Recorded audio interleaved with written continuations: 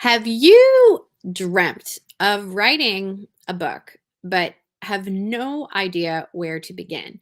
Do you know you have a book in you, but the whole process seems so overwhelming, and so you give up before you begin?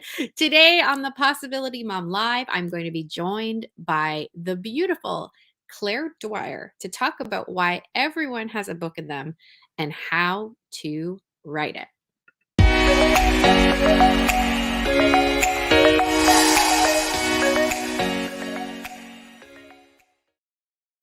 Before I bring on the beautiful Claire, I do want to talk to you about something that, oh my word, so many people have been just like in my inbox and in real life. My real life friends here in Ave Maria, Florida, have been talking about, and that is people feeling tired. Oh my gosh. And I'm talking like IV drip, caffeine, like cannot keep my eyeballs open, like just absolutely totally epically tired, kind of tired. And it's interesting. I'm just so curious if it's because of, we're now everyone is now back to school, maybe the luster or the like newness of back to school and all of the routines and new resolutions, so to speak, that have been made, haven't either been committed or it's just hard and all the things. And so I'm curious why I've been having so many conversations about exhaustion. I find sometimes when I'm processing things in my own life, of course, then I'm starting to create more content around said topics. And so it could be a little bit of what's that word? My brain is seeking patterns, right? So it's like, when you're pregnant, you start to see a whole bunch of pregnant women, or if you're shopping for a van, you start to see that, I can't remember what the phrase is for that. There's a phrase for that. Uh, in terms of how the brain operates in terms of patterns. It looks for what you put in front of it. So I don't know if it's part of that. I've been navigating being tired, but so many of you have been talking to me about exhaustion. And so I just want to really quick address a few things. I did a reel this week that struck a nerve. I can always look at the analytics and know when things just strike some nerves. And I did something about the phrase mommy brain. And it's just so interesting. I was coaching a mom who came with this phrase, I feel like I have mommy brain. It's just my brain is so, XYZ. And it was negative. Like the connotations that she was using to describe the phrase mommy brain were, my brain is empty, or I can't remember anything, forgetfulness, like overwhelmed. And I just was like, can we change the definition of mommy brain? So that's just the first real quick thing I want to say. If you are tired, it can be a fact that you're tired, meaning it can be factual, meaning we can only as human beings operate on little sleep for so long. That is just a fact. You cannot mindset think your way out of the physical need that human beings have for sleep. However, may I challenge us all, it is not going to serve anyone to constantly remind themselves how tired they are.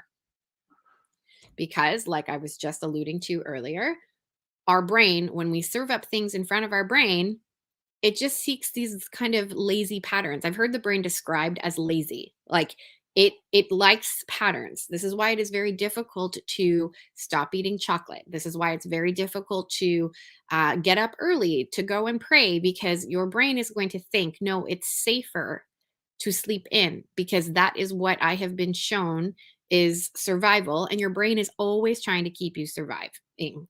So, number one, let us be careful with things like mommy brain and these phrases that remind us or define for us what tired means in terms of your performance. Again, it can be a fact. I know many of you watching this are pregnant or are nursing a little one multiple times in the night.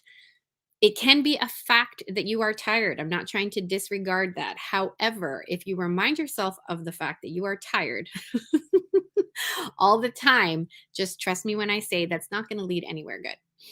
Other things that help me when I am physically tired is I always have activities in my back pocket that I know energize me. So, for example, Coaching. I know coaching is going to energize me because it hits on all of my top 5 strengths finder strengths, and I have enough practical lived experience to know that coaching will always liven me up. Similarly, decluttering a room for me. I have high achiever in my strength finder strengths, and so decluttering a room, that instant hit of like accomplishment, achievement is always going to energize me, and so on and so forth. I encourage people to come up with these back pocket activities that lighten you up, that you know will increase your energy. And then finally, today, just to keep it really succinct, putting on a face of makeup. I just cannot tell you how much looking in the mirror at myself when I am looking and feeling tired, what that does to my brain.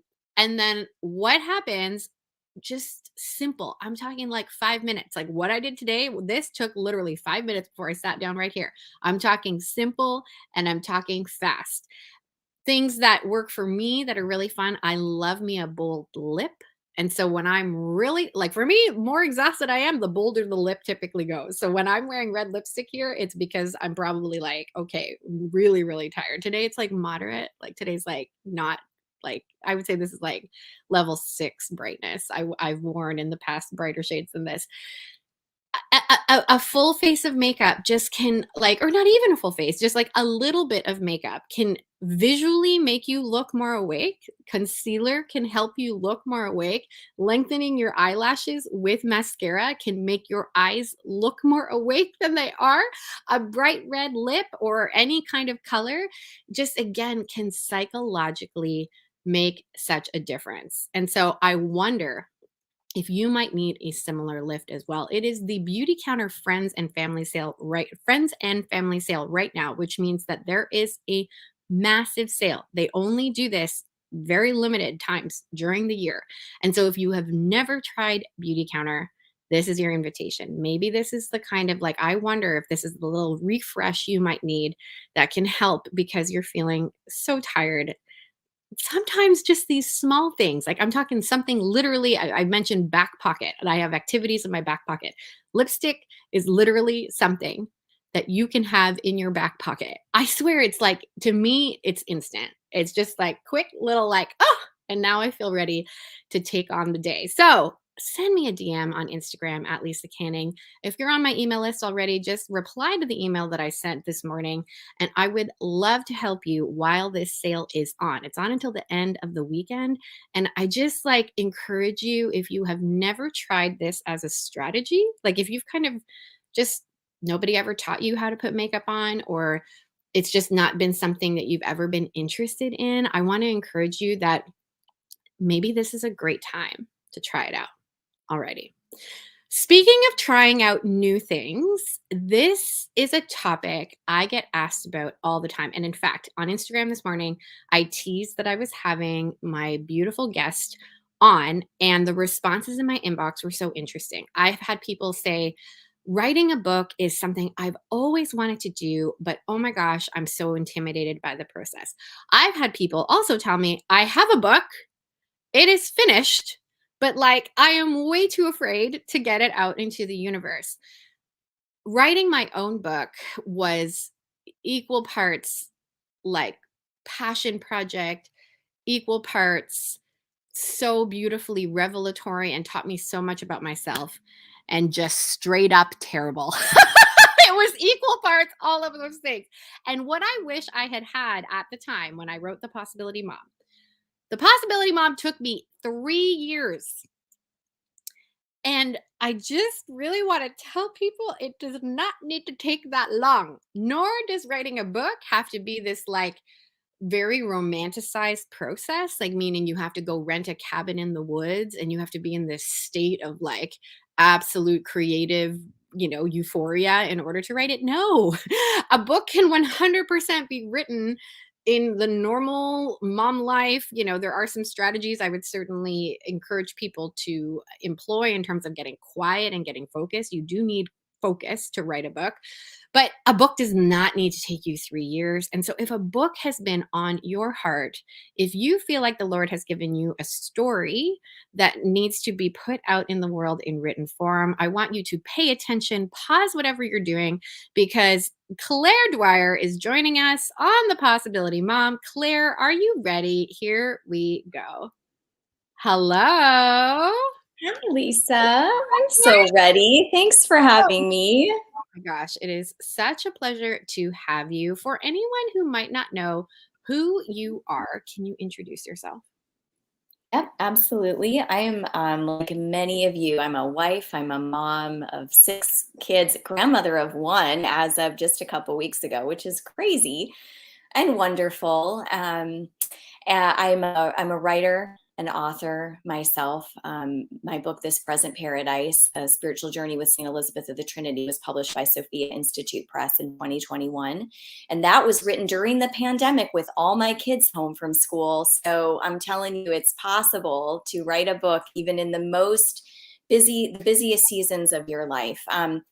I'm also an editor at spiritualdirection.com, and I am also a developmental editor that helps authors polish their manuscript or come up with their ideas, clarify the themes of what their passion project is, and that is their book, and getting that out into the world. So I'm a lover of words, a big believer that words, that we are created in the image of a God who creates from words and with words. And so we're wired that way. We're Ugh, designed that way. It doesn't surprise me at all that you were getting feedback like you were in your inbox this morning. Like, I've had this on my heart. This is a desire of mine. There's a reason for that. It's because that's how you were created. Whether you write a book ever or not, you were wired for story, you were designed for narrative, you were designed to receive words and to respond to them. So this is something that I think in one way or another relates to all of us. I love it. Natalie says here in the chat, what a great topic to chat about. Absolutely. And I want to make this part the practicals of writing a book. Obviously, we can't cover a lot right now in terms of the practicals of how to write your book. You have many resources for people to learn how to do that. But I also want to keep it a bit like persuasive. Why everyone has a book in them. So I want to start there. First of all, do you agree with me? Does everyone have a book in them, and why? I'll say this, Lisa, everybody has a story in them. Everybody has a story that God is actually the author of. And knowing our stories, claiming them, and being able to articulate them is something that I think we are all called to do. Mhm. I'm a spiritual director as well. And part of the most powerful part of spiritual direction is listening to people tell their story, Mm, knowing the questions to ask, to draw out of them what God has done that they might not even be aware of. And I've heard it said that just articulating your story and having it be received by somebody is 70% of the healing process, because we're all walking around with like unresolved things and issues and hurts. And just telling your story is healing. Telling mm, your story is also part of a powerful part of discernment. Do you want to know what God is calling you to?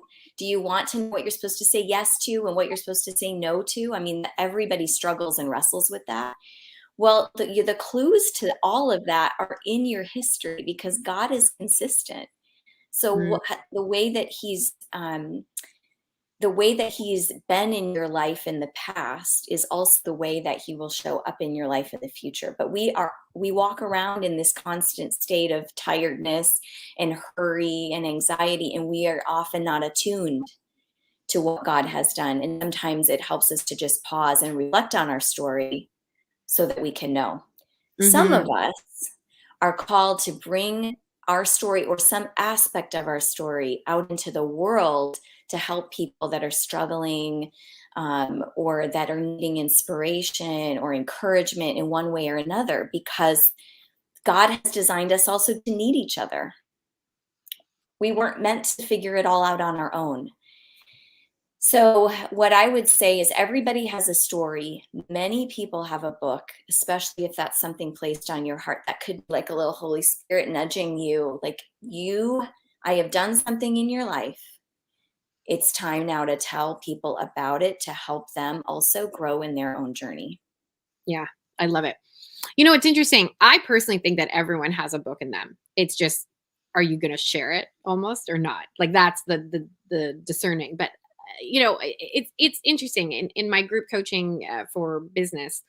I'm often encouraging my clients to create content. I'm like, I don't care what it is. It can be an Instagram reel, it can be a podcast, it can be a blog, but I'm constantly encouraging my clients to create content. And the reason is because I think it helps a person become more clear, like of anything, become more clear of who they're meant to help, become more clear of just what is truly unique about them. But we really all have something to say about something. Everybody has something to say about something unique. And so the act of creating content or writing a book can be just so revelatory. It's interesting you mentioned your spiritual direction background and training. My spiritual director is constantly asking me to recall, constantly. Like, and he actually had to give me almost like a more of a framework for it. Like I was like, okay, I get what you're saying. You want me to recall how the Lord has shown up in my life, how the Lord has provided for me financially, and so on and so forth. But I was like, it's kind of nebulous. It's like, what do you want me to do? Do you want me to like just like sit there and like literally just think these things in my head? And he actually made it really concrete for me. He was like, I want you every Sunday to bring a book to mass, and literally you're going to write them every single week. And so writing is such a powerful tool because then you can review and reflect. I think that's so interesting. Okay, so Claire, I want to ask you, for anyone listening who is like, okay, I think I have a story, and I actually think I'm one of those people that the Lord is asking me to share it, but they're thinking my story is actually not that unique, or nothing in my life has happened that's like ground shattering or monumentous. What would you say to that? I would say, are you unique? Has God designed you with your own interior landscape that is absolutely unrepeatable?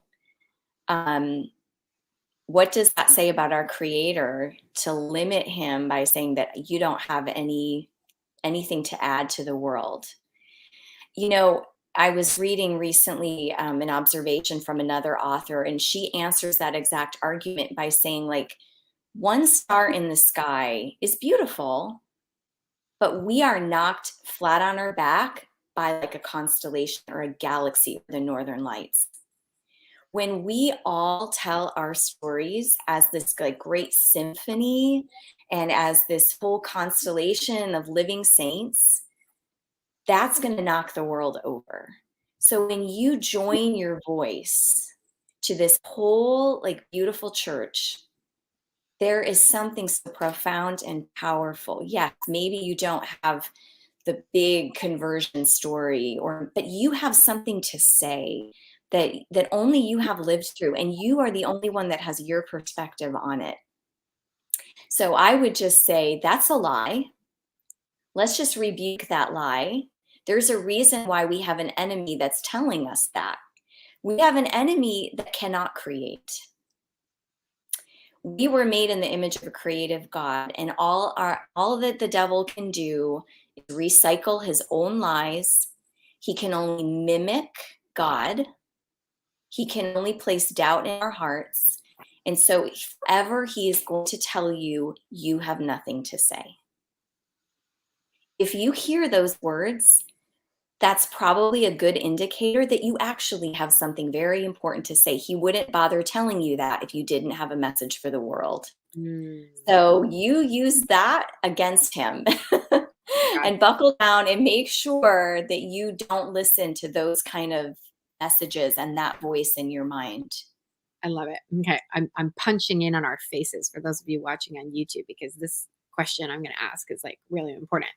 So I coach many women who will come to me with this thought: there are so many other people who are whatever, life coaches saying the same thing, trying to get people closer to Jesus and trusting their motherhood. Like, again, am I just copying a bunch of people? Am I not just imitating? So, for anyone who has that mindset, this is piggybacking off what you just said. It's like, how do you almost uncover in yourself your unique story? Like, what are some just practical things that one can do to see and maybe not prove to themselves, but give evidence, like give themselves evidence. Oh yeah, there is something unique that I have to offer in this conversation. What's something practical someone can do?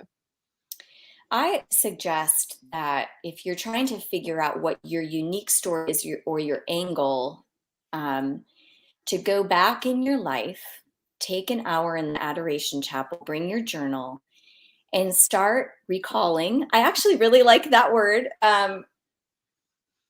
What God has done by looking for moments of great emotion, Mm, stories of transformation. Ask the Holy Spirit to be with you and bring to mind those stories in your own life that have been impactful for you and might be relevant to other people. Um, there is All of us have gone through parts of our life where we're one way. We kind of reach the end of ourself. And then we realized something. The Lord kind of stepped in and said, actually, you need to surrender this, or you need to claim this, or it's about this, give this thing up. And we went through this process of transformation and we came out the other side. What are those patterns and stories in your life? And mm, then look in your life for the smaller stories that support that story. The way mm. you were as a child, the way that you dreamt as a child, what you wanted to be when you grew up, the things that made you suffer the most. Like, what are the supporting stories for this other transformative event or moment in your life? And then tell it in a way that is true to you, because that's what makes it unique, and that's what makes it personable, and that's what makes people feel like they know you. You have a voice that nobody else has. You have context for that story that nobody else has. You have experiences that nobody else has.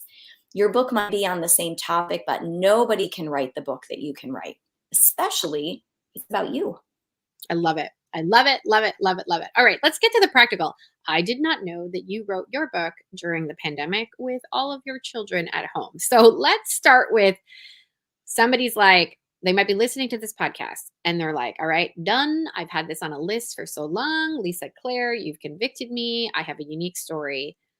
Now, what do they do? What is the very first step someone takes when they're like, I really want to write a book? Yeah, well, we just talking about clarifying your story and your message. Story and message are different, actually. So this might be helpful. Like, you have a story, it happened to you, but it's not really about you. It's about some universal truth that God is using you as an illustration of. So Mhm. clarifying, this was my story. This is what my story says. And this is what I want people to know and be changed by once they read it. I want them to know something. I want them to be able to look at the world differently or claim something. So once you know that, then you can begin framing, how this book is going to be laid out. How are you going to tell this story in a way that makes sense and it's compelling and it's going to keep people turning the pages, which is what we all want.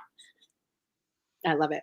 One thing I did when I knew that The Possibility Mom had to become a book, I took Post-it notes, and I remember I just sat there one day and I put on, it must have been, I don't know, like over 100 Post-it notes. I kind of color coordinated it because I'm very visual.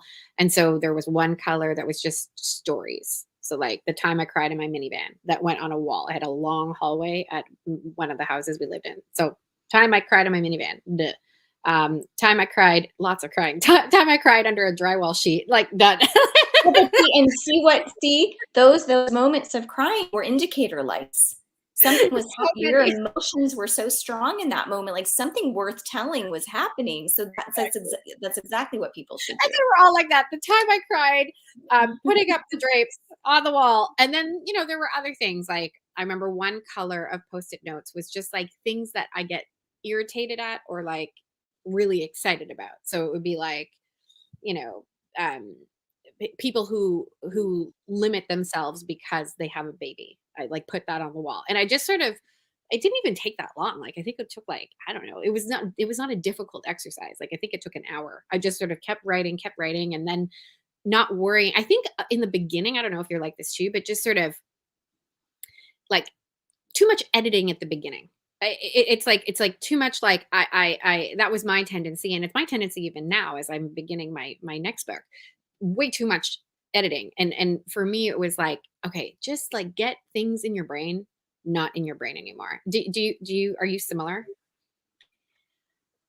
Yes, we had very different experiences writing books, which is a great actually to say it's going to be different for everybody, and what works for somebody isn't going to work for another person. But the basic idea that we can't write and we can't be creative and edit ourselves at the same time.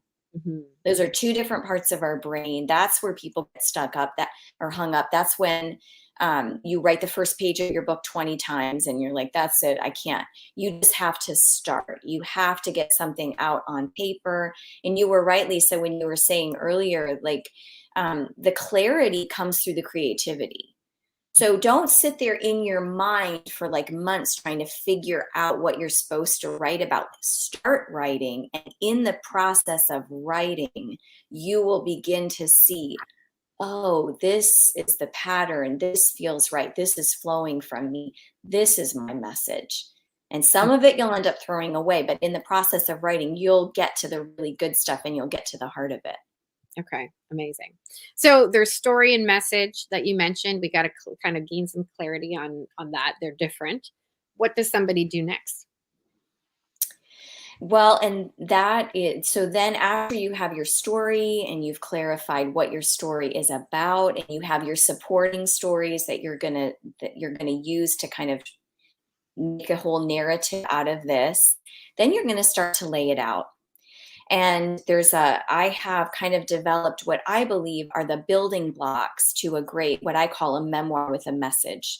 Not everybody has to write a memoir, although I encourage people that feel like they have something to say to consider that you are the best illustration of that. My guess is you have something to say because you've lived through it. And like I said, we're designed for stories. So the best way people are going to receive what you have to say is through a story. A memoir is not your autobiography. It doesn't begin with your mom's trip to the hospital when you were the day you were born and end with today. It's just a cap that encapsulates a part of your life. And then once you kind of have that laid out, then do what you did, Lisa, where you were like, and what do I have to say about this now? And then I call it the part of the process that I developed. I call that the wheel, where the hub of the wheel is your message. Like this is the core truth I want you to know. And then the spokes are everything that I have to say about this that moves that message forward in your life. And then start free writing about all of those things. Even if it's 15 minutes a day, if that's all you have, start free writing about everything that you have to say about this topic and see the common themes and the threads and then join them together.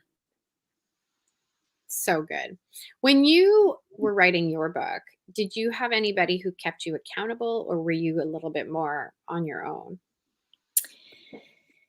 The thing that kept me accountable was the belief I had to do it in the beginning. So my book was actually written as a series of blog posts. So like I said, there's different ways of doing this. It was all on the same theme. It was the life of a particular saint and then my kind of relationship with her as that kind of developed in my own life. So it was kind of a memoir in the sense of a memoir of my relationship with this Saint Elizabeth of the Trinity. So I Mm. just felt this call on my heart. She was, for those that don't know, Saint Elizabeth of the Trinity was a French Carmelite nun, turn of the century France, was a contemporary of Saint Therese of Lisieux, who's much more well known. But Saint Elizabeth wrote for the laity. She corresponded with many lay people out in the world from the convent, including her sister, who was a stay-at-home mom with two little girls at the time. And so she has a lot to say to people like you and me who are busy in the world and might feel like our life is as far as a cloistered Carmelite as we could possibly get. And yet her message is, yes, but you can have the same life of prayer. You are called to the same intimacy with God. You were baptized for union with him. It's possible to know deep intimacy and prayer with him in this world, and this is how you do it. So I was like, this is a message the world needs. So that's what kept me going and propelling me forward. Then about halfway through, I was under contract for that book. Well, there's nothing like having to get a book done than having a deadline looming and a publisher